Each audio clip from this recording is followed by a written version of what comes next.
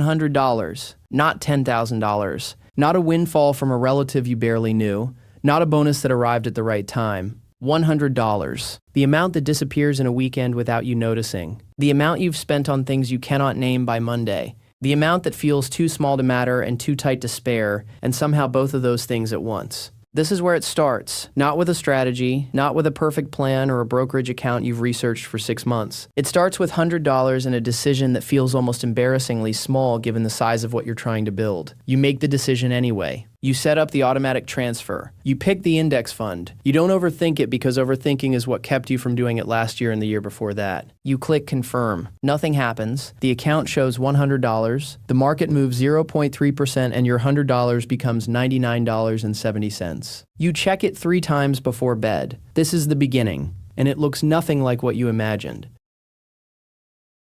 The account sits there. You feed it $100 every month like a plant you're not sure is alive. Some months the number goes up, some months it goes down. You are 6 months in and the balance reads $578. You did the math before you started. You knew it would be around there. $578 is not a number that changes your life. It is not a number you tell people about. It is a number that exists quietly in an app you check less than you used to because the checking stopped producing any feeling worth seeking. This is the part nobody talks about because there is nothing to talk about. The first 6 months of investing $100 a month is not a story. It is a habit, and habits, before they produce results, produce only themselves. You are building the muscle of consistency in a gym where the mirrors don't show progress yet. You show up anyway. You transfer the $100. The machine accepts it without acknowledgement. There is a version of you that stops here, not dramatically, not with a decision to quit, just a month where the transfer doesn't happen because things were tight. Then another month. Then the account sits at $578 for 4 months untouched, and you stop thinking about it, and then you stop logging in, and then a year passes. And the habit is gone and the $578 is still there earning almost nothing, because you never moved it into anything that grows. This version of you is not lazy. This version of you is human.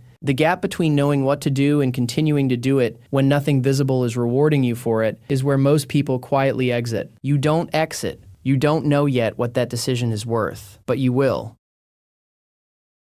12 months in, you have contributed $1,200. The account reads $1,312. The market cooperated moderately, and you gained $112 beyond what you put in.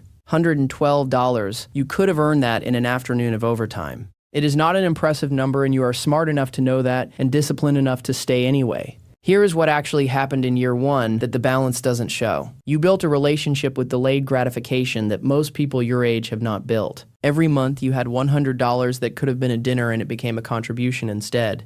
Not because you're better than the person who bought the dinner, but because you made a specific decision about a specific $100 and you kept making it. That decision repeated 12 times is the foundation, not the $1,312.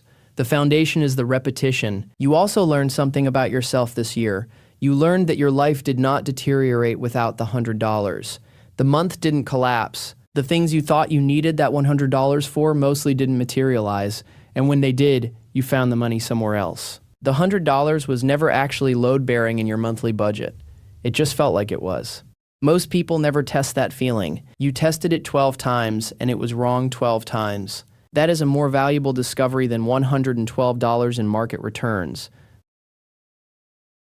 You are 26 months in. You have contributed $2,600. The account reads $3,100. The number is starting to have some weight to it. Not a life-changing weight, but noticeable weight. The kind of number where you start to see the shape of something that didn't exist before. Something shifts in year 2. The checking happens less out of anxiety and more out of curiosity. You stop monitoring for disaster and start watching for growth. That is a psychological transition that takes most people longer than it took you, and some people never make it. The investor who checks their account from fear and the investor who checks from curiosity are holding the same fund. They are not having the same experience, and they will not make the same decisions when the market drops. The market drops. Of course it does. It drops 14% over 11 weeks, starting in a month you would prefer to forget for unrelated reasons. You watch $380 evaporate. The account that read $3,100 reads $2,670. You feel it in a specific place that is not quite your stomach and not quite your chest. You sit with it, you don't sell. You transfer the $100 on schedule because the schedule doesn't negotiate with market conditions. That $100 buys more shares than it did 3 months ago because the prices are lower. You don't celebrate this, you just continue. When the market recovers 8 months later, your account is at $3,900. The shares you bought during the drop are now worth more than what you paid. The discipline of the down months compounded quietly. It does this every time, and you will forget this every time, and the forgetting is fine as long as the behavior doesn't change. Year 3 ends. You have contributed $3,600. The account reads $4,750. You are up $1,150 beyond your contributions. The compounding is beginning to show up as a real number, not a dramatic one, a real one.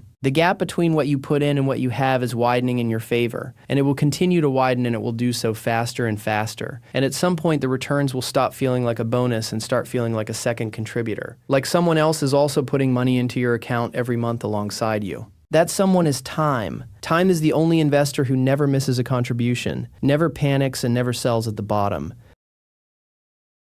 You are 29 years old, 60 months of $100, total contributions $6,000, account balance $8,200 at an average annual return of 10%, which is roughly what the S&P 500 has averaged historically. Not guaranteed, not promised, but historically real. $8,200, you have $2,200 more than you put in. You have more money than most Americans have in savings right now, not because you earn more than them, not because you had advantages they didn't, but because you started a specific habit at a specific time, and you maintained it through 12 months of nothing, and a correction that felt personal, and a period in year 4 where you genuinely considered pausing and didn't. Here is what $8,200 is not. It is not retirement, it is not a down payment on its own, and it is not financial freedom. People will tell you that $8,200 is nothing in the context of long-term wealth, and they will be technically correct and completely wrong about what it means. Because $8,200 is not the number.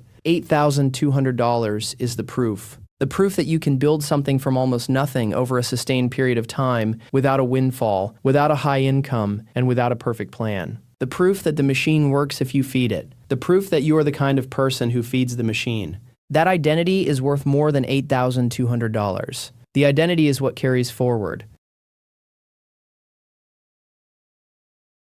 You are 5 years in, the account is growing, and something else is growing alongside it that has nothing to do with market returns. Your relationship with money is different, not because you have more of it, but because you are conscious of it differently. You track where it goes, you understand the difference between spending that produces something and spending that produces only the moment. You don't deprive yourself, you are not living on rice and discipline. You went on the trip and you bought the thing. You just did it inside a structure that preserved the $100 because the $100 had become non-negotiable, not a sacrifice. Your patience is different. You have now experienced the market going up and the market going down, and your instinct in both directions has changed. You no longer react, you observe. You understand that the red number on a given Tuesday is not information about the future. It is information about today, and today will pass, and the future doesn't care what Tuesday felt like. Your conversations about money are different. You listen differently when people talk about investing. You have opinions now, informed ones. When someone tells you they're waiting for the right time to start, you don't lecture them. You remember what waiting felt like. You remember the years before the decision. You say something quiet and true and move on.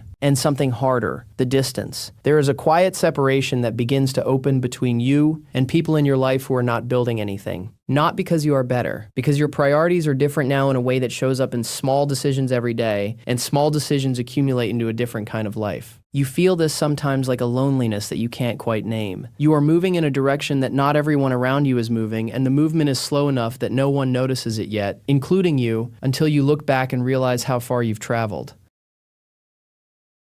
You are 34, 120 months. Total contributions, $12,000. Account balance, approximately $20,500. You have $8,500 more than you put in. The returns are now contributing meaningfully. In the last year alone, your portfolio returned roughly $1,700 without a single additional dollar of effort from you. Not from a raise, not from a side hustle. from the shares you bought over 10 years, compounding into each other. This is the part they try to explain in books and podcasts and financial planning sessions, and it never quite lands until you see it in your own account with your own money. The returns are now contributing at a rate that is beginning to approach your monthly deposit. You put in $100 and the market in an average year is returning the equivalent of $140 a month on your existing balance. Your money is making money, not at a life-changing pace, but at a noticeable pace and at a pace that is accelerating. Think about what you could build with $100 a month. Think about what you did not sacrifice. You did not move back home. You did not take a second job. You did not give up the things that made your life your life. You gave up $100 every month. And 10 years later, you have $20,500 in a portfolio that is growing faster than your contributions, and a habit that is permanent now because permanent habits don't feel like habits anymore. They feel like a personality.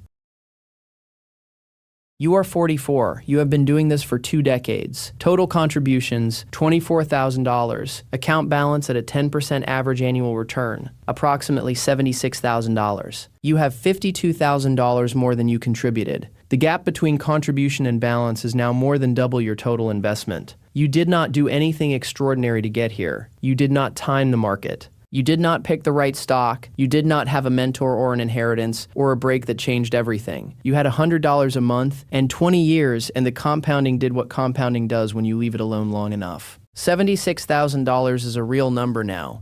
It is a number that changes decisions. It is a number with enough weight to serve as a foundation for something larger if you choose to build on it. And here is the part about year 20 that is easy to miss. The acceleration is just beginning. The account is not growing linearly, it is growing exponentially, and the exponential part is only now becoming visible. In year 1, the market returned $112.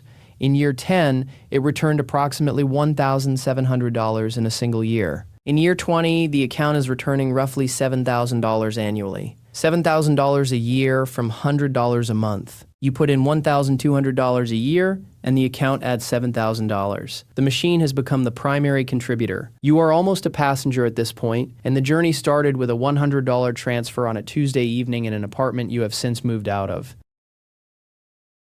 You are 54. Total contributions, $36,000. Account balance, approximately $227,000. Over time, consistency and compound interest produced $191,000 that you never deposited, never earned at a job, and never won. You built it by doing one small thing every month for 30 years and not stopping. At 54, with $227,000 in a portfolio earning an average of 10%, your account generates roughly $22,700 annually without you touching the principal.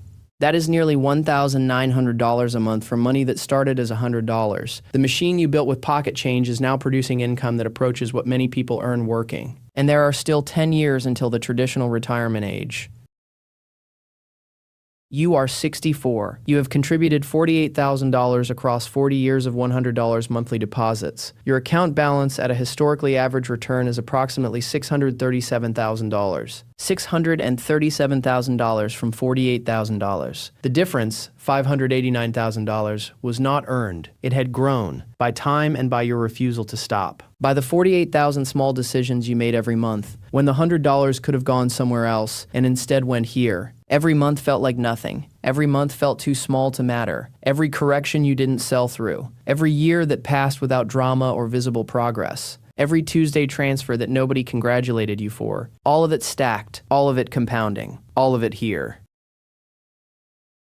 You've been reading numbers. The numbers are real, the numbers matter, and the numbers are not what this is about. This is about the version of yourself you build when you decide that small and consistent beats large and eventual. Because large and eventual is what most people are waiting for. The bigger paycheck, the bonus, the inheritance, the moment when it finally makes sense to start because the amount is finally worth starting with. That moment does not come. And if it comes, the habit of waiting comes with it. The money disappears into a life that expanded to receive it and nothing is built.